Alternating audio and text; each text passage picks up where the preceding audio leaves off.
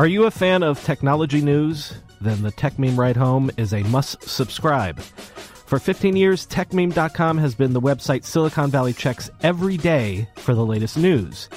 And now, every day at 5 p.m., there's a 15-minute podcast that breaks down the latest news in tech, the coolest gadgets, the latest apps, the biggest funding raises, the most recent social media scandals.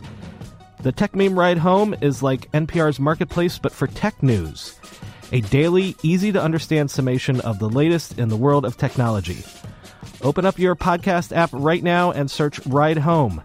Then subscribe and listen to the Tech Meme Ride Home podcast. Again, search your podcast app for Ride Home and subscribe to the Tech Meme Ride Home. Cuomo, welcome to Primetime. Kids taken from their mothers at the border. Is Attorney General Jeff Sessions right that God wants the law enforced this way?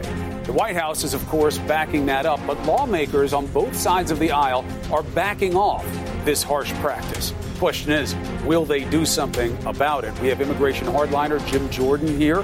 We'll see what the Ohio Republican has to say about it. I'm also going to bring in another hardliner, well known for his immigrant roundups, former Arizona Sheriff Joe Arpaio, pardoned by the president for his actions in this area and now running for Senate. And the IG report on the Clinton email investigation is out. All 568 pages of it. Cliff Notes version, the FBI didn't put in the fix to help Hillary or to hurt Trump. But partisans are seeing what they want to see. We're going to show you what is justified and not justified by the facts and conclusions. We have Clinton's campaign chair, John Podesta, here with his reaction and Clinton's. What do you say? Let's get after it. All right, so there are two big stories tonight. One hits you in the heart, the other, the head. The DOJ watchdog's report on the FBI's handling of the Clinton investigation is in, and there's a lot of brain food in there. Plenty of blame for Jim Comey, gossipy and biased and leaky agents, and some troubling conclusions. We're going to break down the other findings in just a minute, but let's lead with our hearts. Immigrant families being separated at the border, and the Trump administration has a new defense, saying the Bible justifies this. Let's bring in Republican Congressman Jim Jordan. Congressman, always a pleasure. We'll do a twofer. Talk about immigration, talk about the IG report. Good for you? Yeah, and first, congratulations on the new show. Good to be with you. Thank you. Good to have you as part of the conversation. Appreciate you taking the opportunity. So, what's going on at the border? Do you believe that this is the right way to enforce the law? What I think is we should enforce the law, and we should do what the American people elected us to do, Chris. Put the kind of immigration policy forward that was front and center in the campaign, that was the mandate of the campaign, mandate of the election, which is build the border security wall, end chain migration, stop the visa lottery, and reform the asylum policies that we have currently, as well as get rid of the sanctuaries. All those things were front and center in the election. And then also we should deal with the DACA population. And we've been very clear about that. And there's legislation pending in the House that would accomplish that and be consistent with the mandate and what we told the American people we were going to do. But you're aware that lawmakers on both sides say you don't have to enforce it this way. Even Paul Ryan said he doesn't like this, and he's folded it into that bill that you're talking about. Right. And you went through the points quickly, so let's put it up on the board for people, what the different elements are in that overhaul legal immigration, boost border security, about $26 billion in there. It's not what the president wanted, but it's something. End family separation. Path to citizenship for DACA recipients. So back to my original question. Yeah. Do you agree with ending family separation? Well, no one wants to separate families, but I just That's not true. The Attorney General does. He even says God wants him to enforce the law this way. Chris, I had the folks from ICE in my office earlier today. I had the folks from Border and Customs and Borders in my office earlier today. Everyone knows we need to reform the asylum laws. 80% of people coming to the border seeking asylum, 80% aren't legitimate. They told me that. So we got to clean that up. For those who are, we want to keep those families together, and those who are truly being persecuted, not just ones coached to say, oh, there's a credible fear that I'm being persecuted, coached to say the right thing so they get to come to this country illegally. But those who are truly being persecuted, we want to help them. Right. We want to keep their families together. No one disagrees with that. That's common sense. But let's do the right things. Let's do what we told the American people we were going to do.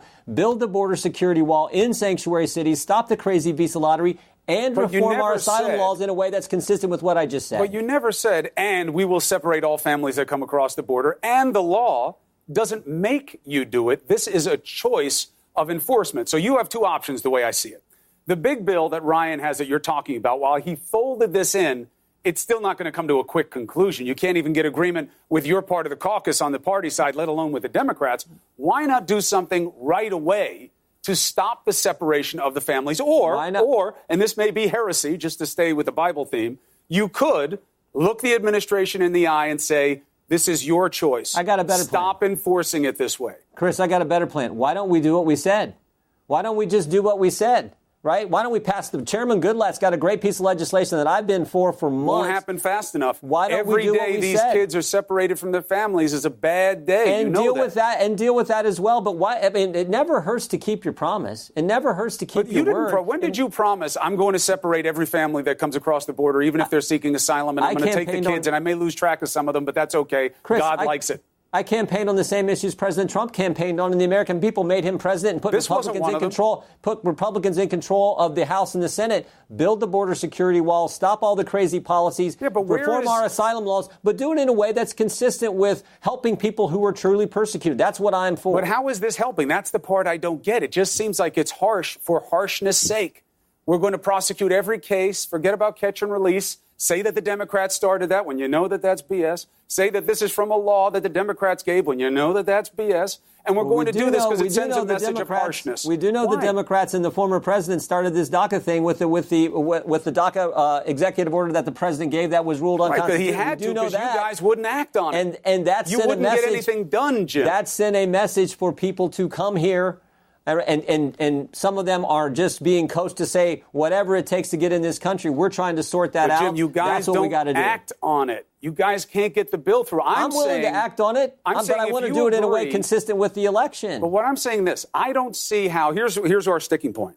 You seem to be suggesting that if you do something just on this separation of families and kids and parents, rather, that's somehow not keeping a campaign promise. I don't buy that. Who did you tell we'll do this in the harshest way possible, even when not necessary? Come on, Chris. You know we got to address the whole thing. No, I don't. That's central. I don't. Yes, Honestly, I don't get it, Jim. I don't know why you can't just do this when you've got bipartisan agreement. Chuck Schumer said that. Lindsey Graham, who's much more moderate on this issue on the Senate side than I think Republican voters not would certainly about this need. issue. He said you link the DACA population, you link what's going on with the border with doing the security measures we need to do to actually secure the border. But that was interior before enforcement. this exigency. You have to link all that. But that was before this exigency. And you know what the real shame is here? We lived through this before, okay? Now, there's a different enforcement tactic being used right now. There's more enforcement being used right now than there was back then. But we lived through this already. And there's been less crossings. And there's been less crossings, less illegals coming across the border under the Trump administration. And the American people support that. It depends on how you look at the numbers, but that's not my quibble with you. My quibble is, and it's not a quibble, it's actually outrage, that you don't have to enforce it this way. You say you don't like that families are being separated. Everybody says it, but you won't do anything about it. We want to pass a bill that addresses the whole issue, but just like we said. But you can't get it passed. There's too much stuff in it. We don't know that. We should have been working on this sooner. I agree with that. I would have preferred we passed the Goodlatte legislation much sooner, which did reform our asylum laws in the proper way. And as I just said, 80% of the 100,000 folks coming to our southern border. I'd like to see the numbers. I've seen different numbers about it. I think it's hard to know what is true and what isn't true in one sample like that. 2,000 a week. Times 52 weeks, slightly over 100,000, Chris. I got that information today. But I'm saying how many are real versus not real versus 80%. Agents that you have making judgments that may be right or wrong. I just think it gets more complicated. Hard-working agents on the coast, on our southern border who are saying, we need resources to do this right. Well, there's no question that you need more resources. I'm not saying that you shouldn't do that. All I'm saying is this. You got Jeff Sessions saying, the Bible says that, this is order and just and fair, and that's great. God loves good process. It's none of those things. It's not an orderly process. It's haphazard. It's not fair because you're taking families who are coming and presenting themselves for asylum and treating them like fence jumpers, a phrase that you guys like. And I don't know why you just don't fix it. And if they're truly a family, we want to keep them together. But then why don't you fix the separation policy, Jim? That's the part I don't get. I'm 100% with you. But we got to fix all of this because, again, even though you have an emergency, we told the American people we were going to do. Even though you have an emergency, you think the American people would be upset at you if you fixed this first? No, I think there should be a common sense approach to this, but I think you also got to do it in a bigger piece of legislation. But that's not common sense because you won't get it done, and these families will stay separated. I don't maybe get it. Maybe this will be the catalyst to help us get it done and do all those right policies. It's not shaping up like that right now. I'm barely getting there with you on this. All right, you want to switch to the IG report because that's a big topic and I don't have all that much time, all right? Of course. All right, so here's how we broke it down. I'm going to have to change the headings depending on what party I'm talking to between good facts and bad facts. But I prepared this just for you, Jim, okay? Yeah, I love it. I love it. So the good fact from your perspective, which is you wanted to see in this report if the suggestions and allegations about these agents being up to no good was substantiated. 5 biased agents they found. I think there was an attorney in there as well, but let's use the phrase broadly. That's your fact. They found it. They found more text from Strzok that say, I don't like that he's going to win. Don't worry, we'll fix it. That's very tantalizing. You guys are all over it. Yeah. The bad fact is they conclude that there was no impact and there was no exercise of that bias on any of the decisions. Really? Yeah. I mean, Chris, come on. They say, we do not have confidence that Strzok's decision was free from bias. So his bias did impact his decision. They say it. And I've looked at a number of these Inspector General reports when the IRS targeted conservatives, the State Department Inspector General report after Benghazi. Let's stick on this one. What do you got? This is some of the hardest-hitting language I've ever seen in an Inspector General report. They said that there was no impact on the free from bias and it impacted his decision. No, they say that it impacted his decision of prioritizing the Russian investigation over the Clinton investigation. But in terms of the decisions that were made and the conclusions that were drawn, they say there was no impact. But you can't run away from that. I mean, Chris, 5 biased people. Yeah, they happen to be the top people at the FBI who ran the Clinton investigation. And then, oh, by the way, went to the Russian investigation. And, oh, by the way, 3 of those 5 were put on Mueller's team. And then they got removed as soon as this came out. Another bad fact for you. Right, which shows how biased they were. No, it shows that there was accountability. We have the Inspector General saying, we do not have confidence. In other words, they had no confidence that Strzok's decision was free from bias. He was trying to say, forget about the Clinton investigation. Let's get focused on Russia. But they because also say that there were no conclusions. Here's the other one that's we have to stop Trump. That's Peter Strzok's words, not mine. The guy who ran the Clinton investigation, opened the Russian investigation. That he did anything to do that, including, and I think this is the toughest thing for you to handle in terms of your perspective on this, if Strzok, Page, Attorney 2, and all the other people who are in this group of 5, and maybe let's say 50, all right? Let's just exaggerate it for the sake of this point. If they wanted to compromise Trump, they didn't do the easiest thing that would have been the hardest to trace to follow up on their supposed bias, which is leak about the Trump probe during the election. Comey decided not to talk about it, only talk about the Clinton one. But if these people wanted to get Trump so much, why didn't they leak that they were looking at him? Because they were all convinced Clinton was going to win. Nah, that doesn't follow logically. If you wanted to get Trump, you would have done that. Let me get to the other points before I lose you. They opened the investigation on July 31st. Peter Strzok. 8 days later, text message, we'll stop Trump. 6 days later, insurance policy. But if that doesn't show bias and intent to do harm, and then confidence he didn't follow through on it, which this Inspector General was obviously looking for. You know how exacting this report is. You said you've looked at other ones. Comey is bad, it says in here, that he did inappropriate things. We all knew that. There's no question about it. But he also said this, which I want your take on. It was right for him not to charge Hillary Rodham Clinton, that was done in the keeping with the consistent thoughts about prosecution within the department. So he went out of school. He did things he shouldn't have done, but he arrived at the right conclusion. Is that okay with you? No, I mean, I've said all along, I thought he was wrong throughout this investigation. I thought he was wrong in July. But that it was right not to charge HRC. I disagree with that, but the Horowitz can reach the conclusion he wants, and Comey obviously reached that conclusion. But I criticized Comey in July at his press conference. I criticized him again in October when he reopened the case. I think he screwed this thing up from the get-go, and I think Mr. Horowitz's report points that out. And I underscore the fact that the top agents, that Peter Strzok, Lisa Page, and FBI lawyer number 2, all were involved in this, all had extreme animus towards President Trump, and all, I think, used that in the course of this investigation. But you don't know that. You don't know the last part, Jim. It's not in this report. No, Horowitz said they did not follow in any way normal FBI protocol, normal FBI procedures. Says in the report that looking at the decisions that were made in the investigation, he didn't see proof of bias. And look, the biggest fact for him in reaching that conclusion is they didn't leak. We have no confidence the Trump that probe Peter out into the media. Decision was free of bias. If that's not saying bias impacted Peter Strzok's behavior, the lead agent, deputy head of counterintelligence, the guy who launched the Trump investigation, the guy who 8 days later said, we'll stop Trump, the guy who 6 days later says, don't worry, we got an insurance policy. If that doesn't show bias impact of this, I do not know what does. But you are taking what the IG said with specific context to his prioritization of Weiner versus the Russia probe and applying it to everything that was done in the Russia probe. And the Inspector General makes a point of saying, no, don't go that far. We don't see the proof. And it makes me wonder if it's really never been about the report of the facts. You just want this to be said and be out there as kind of just poisoning the well of what happens with the Russia probe. But remember the time frame. We're talking late September through late October when they have Weiner's laptop. And Peter Strzok is saying, hey, don't worry about that. And by the way, they wound up finding nothing of any value on the laptop. But that wasn't his motive. His motive was he didn't know what was there. Downplay that. Don't worry about that.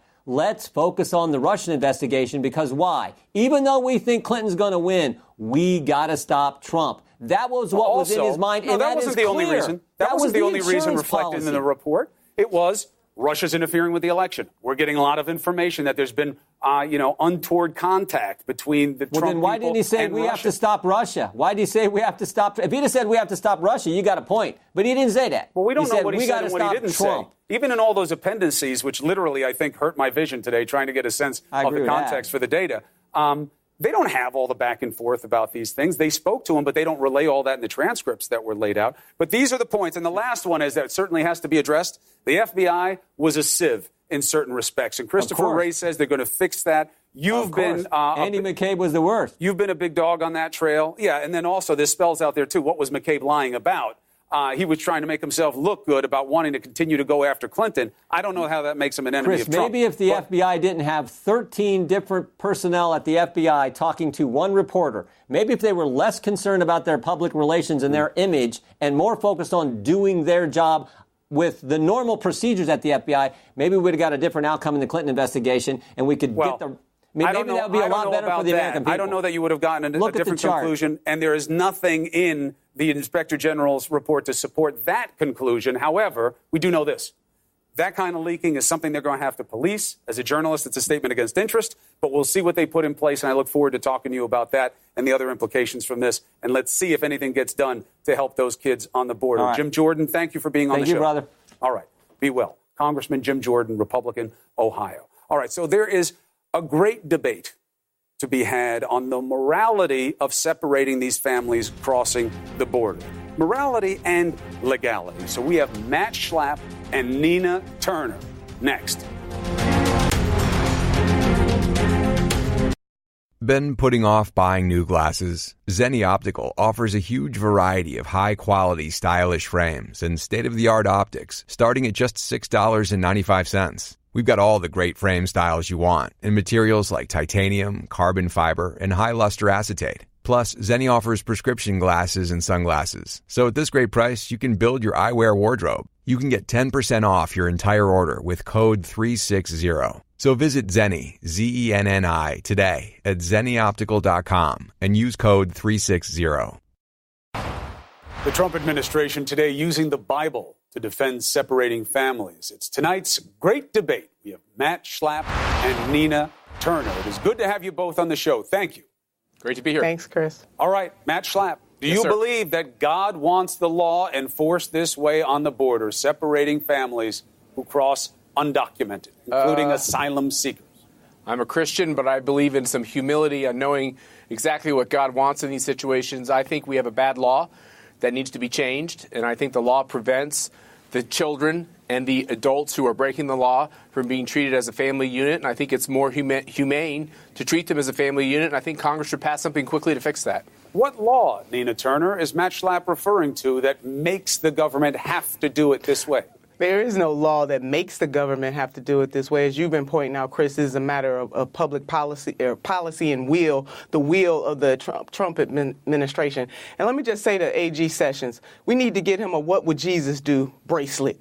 Because seriously, Jesus would be on the side of the downtrodden. He would be on the side of the poor. And Matthew 7:12 is very clear. Do unto others as you would have them do unto you. It is the golden rule. And it is indefensible. They're using the Bible to defend the indefensible, to separate separate children from their parents to further traumatize those families, and especially this latest about them separating a mother who was breastfeeding her baby is just really unconscionable. But what would Jesus do? I'm going to buy him the bracelet, Chris. All right, you go ahead. Might be tax deductible. Matt Schlapp, the proof that it's not about the law is the law has stayed the same and the enforcement policy has changed. So they're making a decision. You say the remedy is change the law, streamline it, make it better. Okay, but I just had Jim Jordan on, and he represents a significant population in your party who say, no, we won't do just that. We'll only do everything at once. We will not deal with the emergency. This is a tactical question, right? You have Democrats who basically held all legislation hostage to fixing the problem with DACA, right? And I think that's also a mistake. I think with immigration, the big problem, we have lots of problems with how our immigration laws are executed. And one of the problems is we have to always glom it all together. When we see problems and problems that both sides might see need to be fixed, I'm okay with taking them as rifle shots, unique fixes in legislation. So let me go back to why the law is what the law is. Basically, the law prevents the children from going through the legal process with their parents. So what we do to try to be humane, according to what our law says, is an unaccompanied minor goes through a system. But if you come with your parents, you have this fundamental question to ask. If a parent crosses the border illegally with their child, the child has to be put through a program. But the adult has still broken the law. Now, we can ask ourselves as a country, maybe we just give them a mulligan and let them come in. Maybe we say we're not going to handle these situations because they're tricky. The problem with that is you create the new set of DACA at the border every day, as Jim went through all the numbers with you, the thousands of families that come to the border. And the biggest problem with our immigration laws is we actually don't execute them fully, so that we always have this population of people, because we're good people, we're tolerant people, we know that people live... Well, we know that people maybe we were, because that's what catch and release was, right? Because it was more humane to allow the families to stay together and hope they show up for the legal process. Let me just say, every time someone criticizes this country, I do get prickly, because we give more as a country. Our government gives more as a country for humanitarian reasons around this globe than any other country. As a people, we also have a border practice. We give more to charity. But Nina Turner, to Matt's point, we give more to charity to help these folks. We are very compassionate. I hear you. And Matt, we both know you're no more of a patriot than I am, right? It's not about loving your country. That's right. It's about criticizing it when it is due. Nina, that's right. Most countries don't do what we're doing on our border right now. And I think it is a window into what the perception that this administration wants. And here's a little bit of proof of it, all right? David Shapira, okay, he is a public official out in Arizona, and he was talking about what immigration means to the United States. Listen to this. 60% of public school children in the state of Arizona today are minorities. That complicates racial integration because there aren't enough white kids to go around. But when you look at that 60% number for our public school students, just carry that forward 10 years, 15 years, it's going to change the demographic voting base of this state. And that's what's going on around the country. Immigration is politically destabilizing. President Trump has talked about this. I'm very concerned about this. This immigration today represents an existential threat to the United States. Now, Shapira says he was taken out of context. I don't know how existential threat is taken out of context. But, Nina, how do you take that soundbite? I mean, it was clear that he is on the side of what President Trump is doing, and it's just wrong. I mean, see, we're talking about there's law. There's unjust laws. You know, St. Thomas Aquinas talked about just laws and unjust laws. But there's also humanity. And that is really what is being called into question here, our humanity as a nation. And it is really curious to me that the Party of Family Values has no problem with separating families at the border. Let the process take place. But the President Donald J. Trump has the power and the authority right now to stop separating these children from their parents until they go through the process. He could choose to do that, but he has decided to do the other, and it is absolutely wrong. So he's being a hypocrite. So are the Republicans that believe that this kind of stuff is okay. I want to hear family values come out of their mouths. So are you saying that Barack Obama... I'm not saying this is not about President Obama. Yes, it's not about President Obama. Let him make his point. Are you saying that Barack Obama kept these families intact through the adjudication process? Is that what you two are saying? This is not about President Obama. He this separated. is about President he Donald separated Trump. the children this from is the about adults. President Trump. Because so you that's know what President the law Trump says. President Trump can do a new thing. He Not doesn't have to without follow. Congress. He doesn't have to follow. Well, also, hold on. He He's doesn't not have a to king. You but guys he doesn't always have- remind us he's he not a doesn't king. have to separate. Hold on, Scott. He Nina, doesn't have Matt, to separate. hold on a second. He does there's not have to there's separate. There's a middle those ground children. here. First of all, just for fact's sake, okay? Did the Obama administration separate Yes. families? Yes. Did they do it as much as you are doing it right now? No. What's your point? The point is, What does the law say you have to do, Chris? It doesn't say you have Yes, to it do does. anything. Enforcement It does. is up to It's you. choosing Catch to and do it. release No. is what. Look, this law was signed in 2008. It was signed by Bush. Okay, so it's not about Democrats putting a fast one through. It's how do you want to enforce it, and it's whether you want to take the risk that these people that come across undocumented will return for legal process. That's right. And so again, the facts are: did Obama do this? Yes. Did Yes. he do it as much? No. He Why? did. Because he had a different mentality, his administration, about Yes. what these people represent. My question to you is, you used to own that mentality. Reagan, Bush, as I just suggested, were much more open-hearted. But there seems to be That's a not right. new No. harshness, Matt Schlapp. Will you defend that? No, Ronald Reagan, a president that I respect deeply, one of his biggest regrets was the 1986 immigration bill because he thought the amnesty that was a big part of the 1986 immigration reform would be one and done. We would cure this problem, we would accept these folks, and then we would now enforce our border, enforce our laws. And of course, we see even at the border today, they're not really enforced because what the two of you are advocating for. I'm not is- advocating for anything. Well, let me just talk here. You can tell me where I'm wrong. But what I'm hearing is you're saying don't separate the adult from the child, which means you don't adjudicate the adult. And what the That's not Trump true. administration is saying is that when you come here illegally, you will be prosecuted. And to do anything else than that is to simply not follow the law, which gets us into this amnesty Except, problem. Nina, here's the obvious weakness to that argument. And you can now make the point, which is asylum seekers were never included because they are coming under different pretense. That's not right. And what Matt Schlapp is saying, well, That's we right. assume that they're all fugazi. That they're Jim not real Jordan asylum said it was seekers. 80% of them See, are not Yeah, I coming know, as but I don't political know where that asylums. number lives. Yeah, we don't. Until Jim we Jordan's know an it as honest fact, man. We don't figure know it where out. that But Nina, number go ahead. is. What's your take But on it? again, you know what?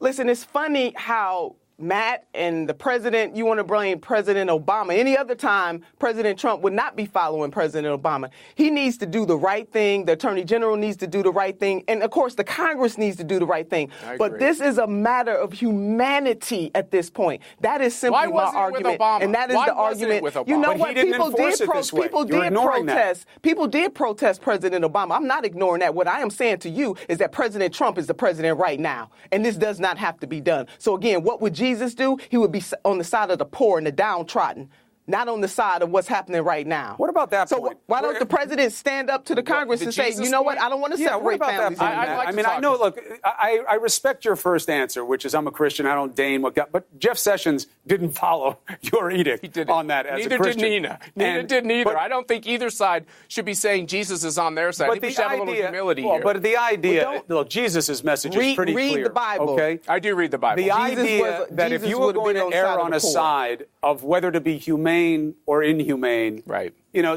WWJD takes you to a pretty simple place. But what do you make of that as a tactic? The Attorney General saying, God says that process is a good enough itself, and this is fair and just, and that's why we enforce the Look, law. I wouldn't have done that. I don't think that's the way to explain this. And if you just give me just a short period of time, it's important to go back to the beginning.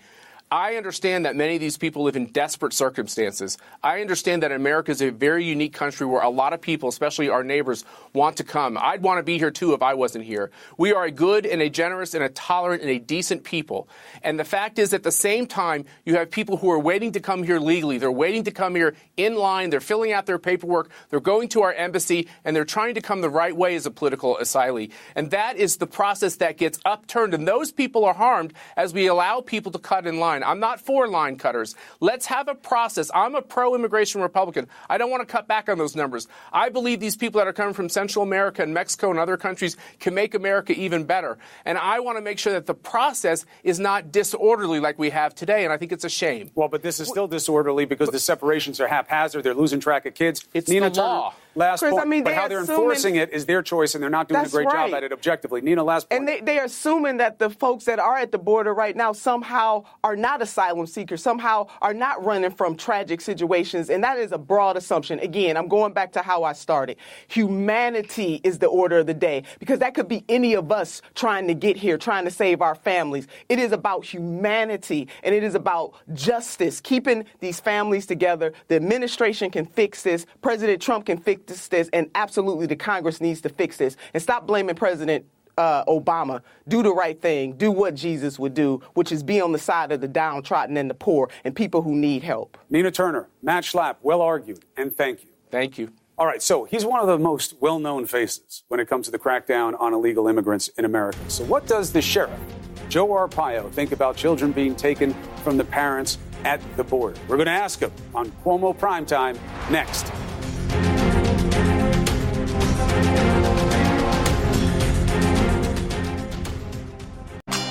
Hey, it's Howard Beck, and I've got Marcus Thompson of The Athletic on Bleacher Report's The Full 48. Kevin Durant was incredible.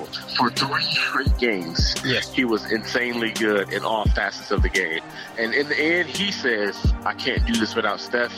I guarantee you that matters more to Steph than the Finals MVP. So check out The Full 48 now on the Bleacher Report app or subscribe at Apple Podcasts. All right, emotions are riding high over this policy to separate families at the border, and with good reason. One candidate has made immigration so central to his identity that he needed a presidential pardon on the issue. Joining us now is candidate for Senate from the state of Arizona, former Maricopa County Sheriff Joe Arpaio. Good to have you, Sheriff. Yeah, thanks. Thanks, Chris. All right, so make the case for this brand of enforcement at the border. Why does it have to be done this way? You know what? You talk about emotions. I have a few emotions, too. This is a tough problem that we're facing right now. But by the way, I understand separating the kids from their families. What about the thousands and thousands of people I locked up in my 58-year law enforcement, taking the parents out of the houses for drugs or whatever, leaving the kids separated? Those were serious crimes, not a misdemeanor of crossing the border undocumented. Well, okay, you want to argue the type of crime and so on, that's okay. But you know what? Everybody forgets the big problem here. Central America, Mexico, they have tough laws. Why aren't they stopping these kids and their parents or whatever crossing our border? They should be doing it in their country so we won't have this problem. Nobody talks about that. They better start talking about it. Well, because it doesn't relieve, quit blaming us. It doesn't relieve our responsibility, Joe. That's why. Let's say they are lax in their enforcement. Let's say their governments aren't getting it done. Let's say they are even encouraging people to get out of that country for good or bad reason. That's not in the control of the United States, whereas how it enforces its border is. And it is choosing now to take a new direction of harshness, of prosecuting everyone who comes across, but how they'll prosecute includes separating these families, even if it means that these kids are going to be separated for a good period of time in conditions that we're not crazy about. Does that sound like the right thing to do? Well, I'll tell you something. Why do we blame the families, the adults, for taking a chance, violating the law, coming across our border with these young kids? They're the ones that should be held responsible. And if I get to Washington, I'm going to make sure there's another law, a tougher law, to go after these people. How much tougher can you get than this? How much tougher could you get than this? Well, if you charge them with more serious crimes, they'll spend more time in jail, which should be a deterrent. First of all, it should be a deterrent anyway. Our president has sent that message out. I hope because of you and everybody else talking about it, Chris, they're going to get a message. Don't come across this border with your kids. Because, first of all, you're going to jail, the adults or those that violate the law. Now, for the kids, I feel sorry for them. I feel sorry for them. You feel sorry for them, but you're putting in the bad way. If you felt sorry for them, don't separate them. And why would you assume all families that come across undocumented are the same? Some are fleeing persecution. Some women are running for their lives from terrible men. Some are teenagers looking for a better life, desperate to work at the factories that you guys never prosecute for hiring people illegally. You never go after the fat cats, only the small people. You demonize the workers. Okay. No, if you look at prosecutions, the people are getting prosecuted harsher than ever. Not the companies, Joe. Not fair. Oh, really? Yes. Look at my record, the trouble I got in for just doing that. Well, you got in trouble for how you were rounding people up and what you were doing with your resources. Okay, that's uncertain, one judge. But I want to tell you something. I just wrote a 25-page letter to the Attorney General of the United States. I expect him to look into certain bias and the illegal immigration problem and the corruption and the politics. So we'll see what the bottom line is. Do you include the huge factories and businesses that hire these people at subpar wages and don't have to worry about work conditions the same way because they're not citizens? You include that in your letter? About raiding places that hire illegals? Yeah, not to round up the illegals and send them away, but to arrest the people that run the shop, Of course. Joe. Of course. Is that in your letter? Well, it's bigger than that. My letter has to do with the politics and this illegal immigration problem and the bias. Look, all I'm saying is this, Joe. It's why are we being the harshest on the weakest? You know, a lot of these people are trying to get asylum. They're fleeing persecution. They're looking for a better life. And they're getting treated like they're all felons when they come across. That's a policy decision. The law doesn't make you have to do it this way. But we're not that harsh with the people who hire them. What does that say about us? Well, first of all, it's illegal to cross the border. You know that. It's illegal to hire someone who's not a citizen under these circumstances. You know that, too. Yeah.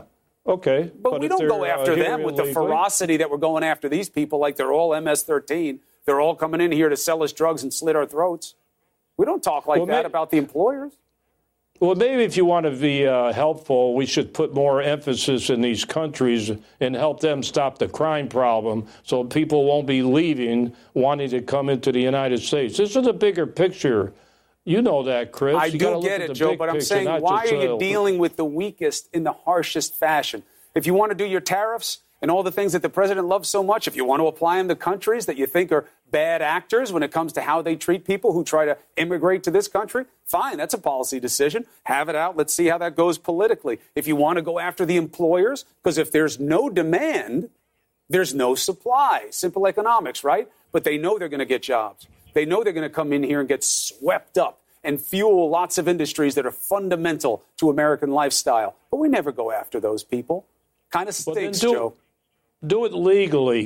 Get certain permits or whatever to have these people come in. I've been fighting this battle all these years. I've always said every time there's an election, why doesn't Congress do something? I even predicted even this time, even though the president's trying to do everything he can, once again, we're still arguing this situation. Why doesn't Congress do something instead of having no guts every 2 years or whatever? Why aren't they doing anything? All they do is talk. You're talking tonight, and the same problem has been existing for all these years. That's my job, is to bring it up, test power, and push them to act on common ground. You want to join the Senate. If you win, let's see what you get done about it. But Joe Arpaio, I appreciate you coming on to make the case. Thank you. Thank you. All right. And from one of Hillary Clinton's critics, we now bring in her former campaign chairman and director of the Center for American Progress, John Podesta. Good to have you, sir. Good to be with you, Chris. All right, so let's talk about this IG report. It does seem that it's being viewed largely through a partisan lens here, but what is the headline for you and what you saw? Well, look, you tried to say there were good facts and bad facts. I only see one set of facts, and the facts are that Jim Comey violated practice and procedure. He applied a double standard with respect to the investigation of Hillary Clinton versus the investigation of Russian interference in the election and its connection to the Trump campaign. He ended up hurting Hillary Clinton, and he helped elect Donald Trump. There's 560 gory pages of detail of that in the IG's report, but that's the facts. And people will try to spin one email or a bunch of emails one way or the other, but those are the fundamental facts of what happened last July and last October, and that's what Mr. Horowitz said. You're leaving something out, though, John, which is the motivation that Comey had for what he did. Believe him or not, he says Loretta Lynch, I had my doubts. I had my doubts about her meeting with Clinton on the tarmac, not really wanting to be as aggressive, trying to mess with my language. I pushed for a special counsel. I had my doubts that this would be handled fairly, and that's why I had to come forward and make sure that there was real transparency here. That motivation is a little upsetting as well, is it not? And Chris, the IG, take him at his word, completely rejected that. He said that these are the moments where you have to follow policy. But he never procedure. said that he didn't have basis for suspicion. He said Comey handled it was wrong. Well, that's the big enchilada, Chris. He said that whatever he felt, the appropriate way to proceed was to follow long-standing for Republican and Democratic administrations policy and procedure. Instead, he applied ad hoc decision-making. I have never accused him of being a partisan in that regard. I just think he made a horrendous error of judgment. And he did it, I think, because he's kind of an arrogant guy who was trying to protect his own reputation, getting pushed by the New York field office, who was leaking details about the investigation, and getting pushed by Republicans on Capitol Hill. I think he was protecting his reputation, the FBI's reputation, but in doing so, he wasn't protecting the country. The big stick that Republicans and certainly Trump sympathizers are swinging is, look at those texts of at least these 5 different agents / attorneys, staff members. Look how much they didn't like Trump. Let me ask you something. Do you think that there was an equal or greater population in the Bureau that didn't like Clinton?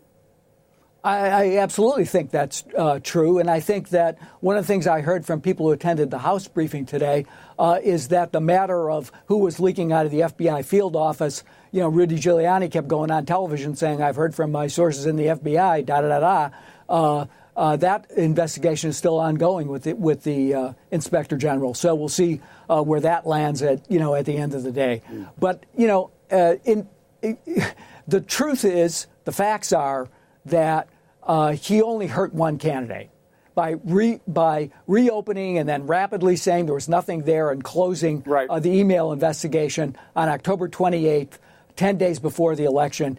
He absolutely damaged Hillary Clinton. He kept under wraps the fact that he had opened an investigation of the Russian engagement and the Russian involvement with the Trump campaign. That didn't come out until after the election. He says he did that because that was consistent with policy and practice. But why the double standard, Chris? I think he's never really sufficiently answered that. Look, no, I get that that's something that's going to be chewed over here. He's got his answers. But you also have to look now in terms of the political liability here and where blame lies. You got to look at Hillary Clinton as well. Do you not, John? I mean, the tweet that she put out today, but my emails. Now, this is a reference to the fact that the IG found that Comey was also using a personal Gmail account. He didn't have his own server. But, this tactic by Hillary Clinton of taking a shot at them, do you think that that was the right move for her, given that decisions she made and didn't make got her in this situation in the first place? Look, she shouldn't have used a private email system. I think she said that. She obviously paid an enormous price for doing so. I think it was an innocent. Destroy the devices and not exactly complying the way that she would have been expected to in that situation. You want to relitigate the 2016? No, but I just want to put it out there as an element of people's scrutiny. Well, look, I think it was well scrutinized. You have to agree with that. It was the subject of intense look by the mainstream media, by a more than a year-long investigation by the FBI, and and I think it was a mistake to have done that. But I think it was in the end of the day, there were no crimes. Mr. Horowitz confirmed that today, saying it was consistent with the practice of the Department of Justice. It wasn't just Mr. Comey, but Mr. Horowitz confirmed that in the IG's report today. He likened it to the way the Justice Department handled Alberto Gonzalez's situation in 2008. Right. I read that. And I think that the scrutiny she came under, the attacks she came under by the House Republicans, I think, were unwarranted based on what was a mistake of judgment.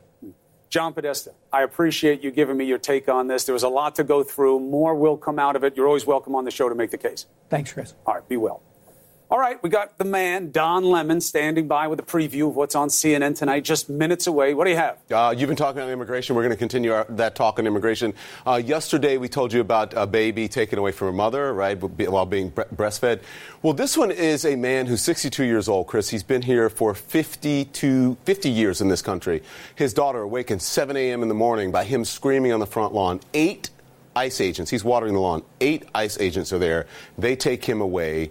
They don't really explain why they're taking him away. He's being held. The daughter is on tonight. We're going to dig into it and see what's going on with immigration in this country. And so the issue winds up being, look, let's say he's not, just assume for the sake of argument, he's not in the country legally. It then goes down to how are we enforcing? You know, one of the things that's getting ignored here by the proponents of this policy is they say, well, this is a Democrat law. That's demonstrably false. All right. This is a 2008 He's a legal permanent resident, by the way, Chris. All right. So he's a legal permanent resident. Important fact, because that then makes it even more of an incisive question, which is how do you choose to enforce the law? There has been a change in policy, which is we're going all out.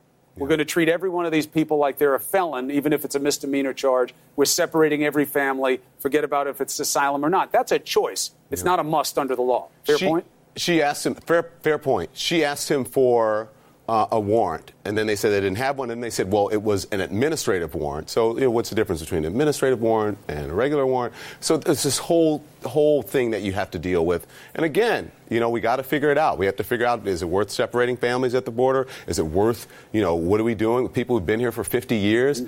Listen, a lot to figure out here. Hey, even Joe Arpaio says lawmakers have to do more here. We got a nod that maybe Ryan would, but then he put it in this big combination bill. We know they're not going to get that passed. Don Lemon, thank you very much. See you in a bit. Check you soon. Yep. All right, as we've been discussing here tonight, Jeff Sessions cited the Bible to defend separating parents and children at the border. Where exactly does it say that? Our final fact is next.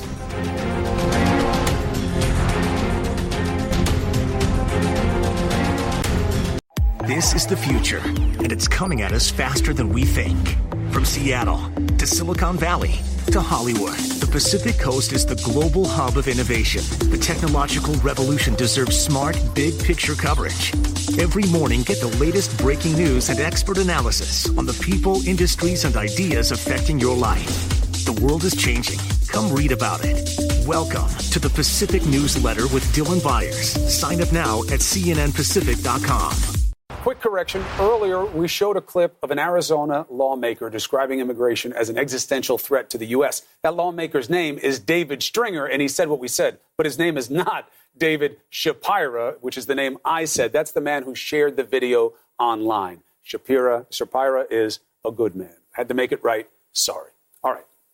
So, the final fact. As we've been talking tonight, undocumented families are being separated at the southern border.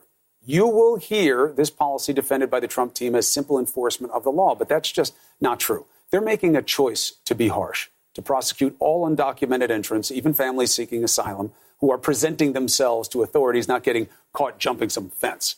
And Jeff Sessions is citing the Bible to reinforce the principle of punishment for those who disobey the law. Take a listen.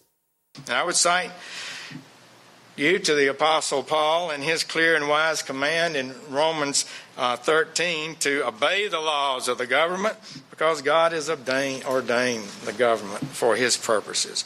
Orderly and lawful processes are good in themselves. Consistent, fair application of law is in itself a good and moral thing, and that protects the weak. It protects the lawful. So God wants these families separated at the border this way? Doesn't sound very WWJD, does it? And that's because it isn't. In fact, the only aspect of this practice that should be of biblical proportions should be the outrage. Facts as understood by those who do believe. Jesus was a refugee as a child, whose mother was turned away and forced to deliver him in a stable. An indignity that serves as a lesson for believers about treating all who need help as special, because you never know whom you are helping. And since the Attorney General is citing the Bible, let me quote it as well. Lamentations 3:22, because of the Lord's great love, we are not consumed, for his compassions never fail. More to the point, Leviticus 19:33. When a foreigner resides among you in your land, do not mistreat them. The foreigner residing among you must be treated as your native born.